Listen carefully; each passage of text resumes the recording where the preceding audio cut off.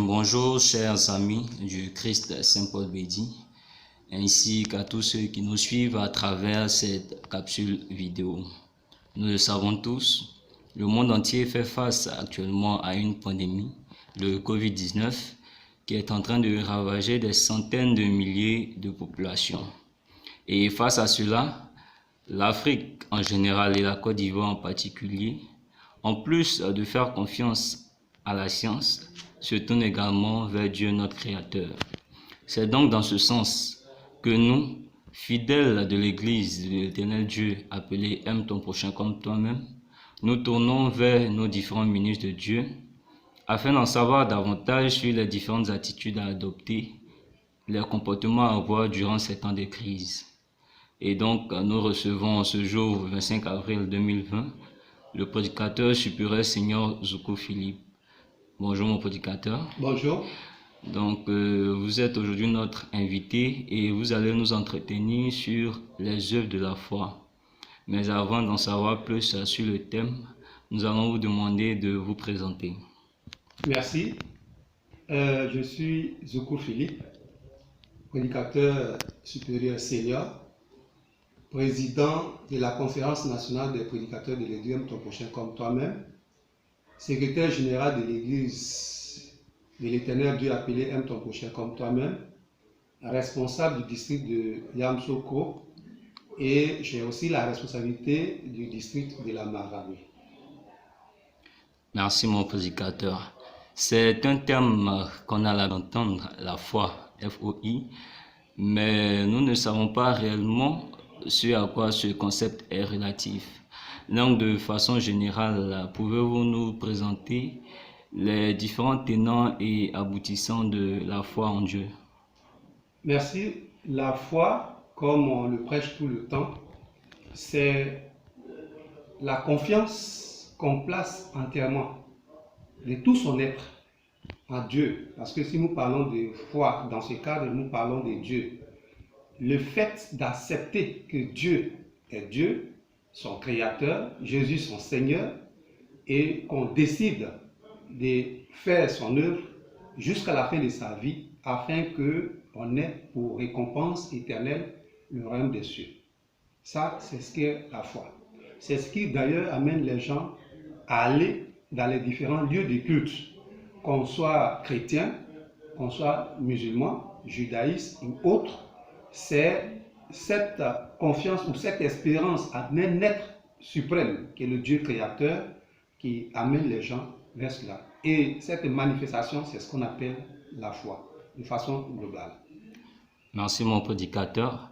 Nous le disions tantôt, le terme d'aujourd'hui porte sur les œuvres de la foi. Donc nous sommes bien curieux de savoir, qu'entend-on par œuvre de la foi? Eh bien, par œuvre de la foi, il faut attendre les éléments indicateurs qui montrent aux yeux de Dieu qu'on a confié son être tout entier à Dieu. Si ces éléments manquent, on peut beau aller dans les lieux de culte pour chanter, pour prier, pour magnifier, pour exalter, mais la foi n'est pas complète. Et comme la foi en Dieu, elle doit être complète, c'est un tout. Si elle n'est pas complète, ça pose un problème dans l'adoration de Dieu. Parce que, comme on le dit, la nature a horreur du vide. Alors, s'il y a quelque chose à compléter, eh bien, l'ennemi viendra compléter ce qui manque dans la foi en Dieu. Donc elle doit être complète. Et cela doit se voir à travers deux vertus principales. La première vertu, c'est la patience. Et la deuxième vertu, c'est la bonté. Celui qui est patient en matière de Dieu, il est en train d'adorer Dieu. Il a foi en Dieu. Celui qui a la bonté en soi, qui est le surplus de la générosité. La bonté est le surplus de la générosité. Celui qui a cette bonté, alors il a foi en Dieu. C'est à partir de là qu'on peut voir qui a foi en Dieu. Alors, on va aller dans les détails, si vous voulez. Que des commandements, ceux que Jésus-Christ a donnés, il lui avait été demandé quels sont les plus grands. Et il a dit, je vous donne un commandement nouveau. Matthieu, chapitre 22, versets 37 à 39. Tu aimeras Dieu de tout ton cœur, de toute ton âme, dans toute ta pensée avant de l'adorer. Et le deuxième commandement qui lui est semblable, tu aimeras ton prochain comme toi-même. Ça a été bien clarifié par le prophète David qui dit, tous soyons unis avec les prophètes, faisons-nous humbles pour honorer Dieu. Amen. Alors, ces deux commandements qui ne sont pas des résumés des 10 premiers donnés à Moïse, mais qui viennent pour couronner ces deux, si ces deux commandements sont bien respectés, alors on a foi en Dieu. Comment il faut avoir foi en Dieu? Il faut l'aimer de tout son cœur, de toute son âme, de toute sa pensée. Qu'est-ce que cela veut dire? Il faut demander à Dieu d'être le responsable entier de sa vie. Chaque individu doit demander à Dieu, Père, tu es au début de ma vie, tu es à l'intérieur de ma vie, tu es à la fin de ma vie. Je ne pourrai rien faire sans toi, même boire un verre d'eau. Toute ma vie, c'est toi. De tout mon cœur, de toute mon âme, dans toute ta pensée, c'est toi d'abord avant que je ne fasse quoi que ce soit. Ça veut dire que nous n'avons pas à mener notre vie en dehors de la volonté de Dieu. Et quand Dieu nous dit, je vais faire telle chose, il nous appartient d'attendre. J'en veux pour preuve la parabole du jeune homme qui avait demandé le nom à Jésus-Christ, parabole que nous connaissons tous. Cette parabole a permis au jeune homme d'avoir son nom parce que lui, il a attendu. Là où on l'avait mis, ce n'était pas dans un état civil où on devait lui établir un extrait de naissance avec un nouveau nom, mais dans une brousse. Étant planteur de naissance, il y a créé un campement, une famille, les autres l'ont rejoint, un gros village qui a porté plus tard son nom. Mais regardons depuis le temps où il a posé le premier pied dans ce campement, jusqu'à ce que ce campement devienne un gros village, beaucoup de temps s'est écoulé. Finalement, il a eu le nom et ce nom est éternel. Il a attendu. Parce qu'il a cru en Jésus-Christ. Parce qu'il a aimé Dieu de tout son cœur, de tout son âme, dans toute sa pensée. Mais qu'est-ce que des gens font? Quand ils posent genoux à terre et qu'ils demandent à Dieu, ils veulent que ça tombe tout de suite. Or, on oublie que tous les arbres ne produisent pas automatiquement. Il y a des arbres fruitiers qui produisent des années plus tard. Il y a des plants qui produisent 1-2 mois plus tard. Donc, chaque chose a son temps. Le fait d'attendre et laisser Dieu lui-même agir dans sa vie, c'est ce qu'on appelle la foi. Si nous voulons obliger Dieu à agir, on le met à l'épreuve et il n'agira pas. En ce moment-là, nous-mêmes, nous allons être découragés parce que ce que nous avions espéré ne venant pas, alors les choses vont s'égarer à notre niveau en ayant le doute. Or, dès que le doute s'installe, l'ennemi vient s'installer dans notre vie et nous faisons le contraire. L'amour du prochain qui est expliqué par le livre 2, qu'est-ce que signifie aimer son prochain comme toi-même? Eh bien, on doit le vivre en permanence.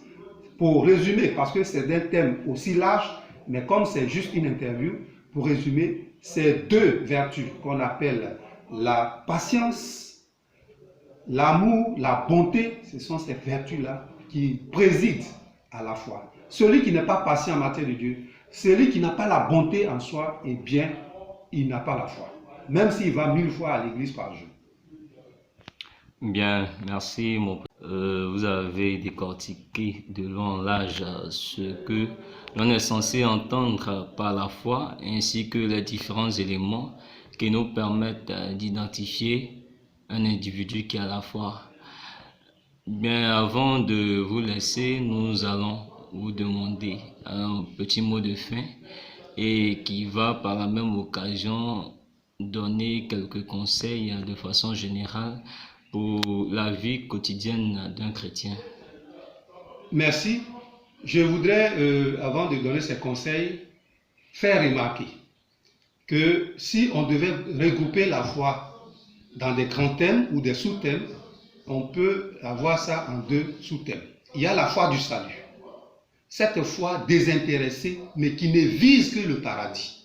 Peu importe ce qui va nous arriver, peu importe la vie que nous allons mener, peu importe les persécutions, peu importe ce que nous allons avoir sur la terre, peu importe le rang social que nous allons occuper, peu importe la somme d'argent qu'on aura, peu importe la pauvreté ou la misère, le but final, c'est d'avoir le paradis. En ces moments-là, on travaille dans le sens du paradis. Mais la plupart des fois, malheureusement, que nous avons dans nos lieux de culte, et à travers tous ceux qui disent adorer Dieu, eh bien, c'est la deuxième foi qu'on appelle la foi alimentaire. C'est cette foi-là qui fait que les gens sont impatients. Quand tu vas pour réussir, par exemple, à l'école, avoir un diplôme, et que l'année où on a prié pour toi, le diplôme n'est pas venu, tu as échoué, le doute s'installe. Alors tu recules, tu n'as plus confiance à Dieu. C'est une foi alimentaire.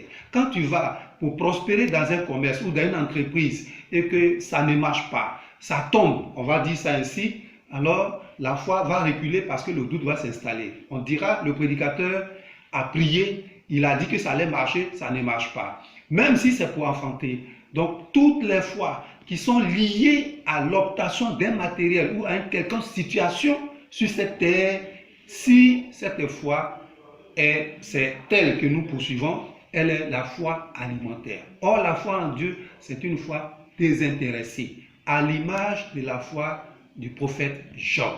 Il dit, peu importe comment je vais finir, peu importe ce que j'aurai, même si c'est dans la misère, mais c'est Dieu qui m'a mis sur la terre, je ne lâcherai jamais Dieu jusqu'à la fin de ma vie. Donc, il faut savoir dans quelle foi nous sommes. Si la foi recherche tout de suite un intérêt, comme Dieu a son temps, et qui n'agit pas sous nos ordres, mais c'est nous qui devons agir sous les ordres de Dieu, eh bien, dès que l'intérêt ne viendra pas, on va perdre cette foi-là. Ça, ce n'est pas de cette foi-là qu'on parle. On parle de la foi en Dieu, où on dit, je suis avec Dieu. Parce que n'oublions pas que Dieu est derrière chaque prophétie, chaque chose qu'il a dite pour les hommes. Chaque promesse, il est derrière chaque promesse. Il ne peut pas promettre quelque chose et ne pas l'accomplir parce que Dieu n'est pas un menteur. Donc tout ce qu'il a promis, il le fera. Et pour nous, en ces temps de Covid-19, maladie à coronavirus, on est déjà paniqué. Et pourtant, nous, fidèles de l'Église, ton prochain comme toi-même, on nous a prédit la grande mort qui va venir sans maladie. Elle sera sans maladie. Donc, toutes les autopsies médicales ne vont rien révéler. Mais qui va commencer à partir de 2022, eh bien, la panique sera trop grande. Il est temps que nous ne soyons pas paniqués, qu'on dise, Dieu, tu as dit que quel que soit ce qui va arriver, que c'est... Ok. Donc, quelle que soit la tribulation, des famines, des guerres, des pestes, des maladies, tout ce qui peut arriver à un être humain pour sa destruction, pour sa tribulation, celui qui a la foi en Dieu, la foi du salut, donc qui est armé de patience et qui n'attend que Dieu avant d'agir ou de réagir, et qui est armé de bonté, donc il y a l'amour du prochain et qui cherche à rendre service, à faire du bien autour de soi, même faire du bien à ceux qui ne méritent pas, et bien ceux-là auront respecté les consignes du chasseur de l'éléphant qui avait demandé à ses compagnons de rester dans le cercle tracé avec le pouce du pied, le gros orteil, et quel que soit tout ce que l'éléphant allait abattre sur son chemin, casser sur son chemin, eh bien ces fidèles qui allaient avoir cette foi-là allaient rester. Donc en gros, il nous demande la patience. N'obligeons pas Dieu à faire des choses et ne regardons pas comment il va le faire. Toutes les promesses se réalisent. Il nous appartient de respecter seulement ses lois et attendre. Et c'est ce dont nous avons besoin pour nous épanouir. Je vous remercie. Bien, merci mon prédicateur. Nous recevions en ce jour le prédicateur supérieur senior Zoukou Philippe, chef du district de Yamoussoukro, qui nous a longuement entretenu sur la foi. Que chacun donc s'attelle à méditer ces différents enseignements afin d'améliorer sa vie. D'ici là, portez-vous bien et rendez-vous aux prochaines vidéos. Merci.